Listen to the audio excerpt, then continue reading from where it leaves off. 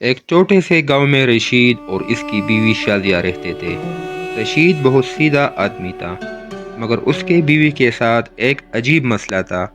شازیہ کے سر پر ایک بال بھی نہیں تھا۔ پورا گاؤں اسے پیار سے گنجی شازیہ کہا کرتے تھے، حالانکہ رشید کو یہ بات بالکل بھی پسند نہ تھی۔ ایک دن رشید بازار سے ایک خوبصورت لمبا وگ لایا۔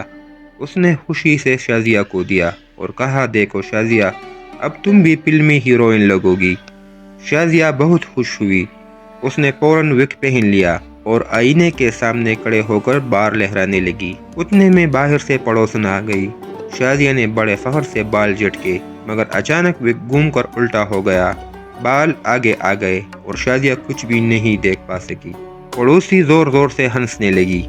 رشید بھی ہنسی روک نہ سکا۔ شازیہ غصے میں بولی، تم دونوں ہنس کیوں رہے ہو؟ رشید ہنستے ہوئے بولا، ارے بیگم، بال پیچھے ہونے چاہیے تھے، مگر تم نے سامنے ہی لگا لیے۔ کچھ دن بعد گاؤں میں شادی تھی۔ شازیہ نے سوچا کہ آج تو سب کو حیران کر دوں گی۔ اس نے وہی وگ پہنا اور بڑی شان سے شادی میں پہنچ گئی اور ناچنے والے عورتوں کے سامنے خوشی سے ناچ رہی تھی۔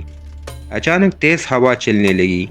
ایک زور کا جھونکا آیا اور شازیہ کے سر سے وگ اڑ کر سیدھا ایک درخت میں جا لٹکا۔ سب لوگ حیران رہ گئے۔ پھر پورا مجمع قہقہوں سے گونج اٹھا۔ رشید فوراً درخت کے پاس گیا اور وگ اتارنے لگا۔ ایک بچہ ہنستے ہوئے بولا، چچا، لگتا ہے درخت کو بھی وہی بالوں کی ضرورت تھی۔ رشید بھی ہنس پڑا اور بولا، ہاں بھائی، مگر یہ بال تو صرف میری بیوی کی ہے۔ آخرکار شازیہ بھی ہنسنے لگی۔ اس نے کہا، چلو اچھا ہوا، کم از کم لوگوں کو ہنسانے کا موقع تو ملا۔ اس دن کے بعد شازیہ نے وگ چھوڑ دیا اور ہمیشہ مسکرا کر کہتی تھی، بال ہو یا نہ ہو، ہنسی ہونی چاہیے۔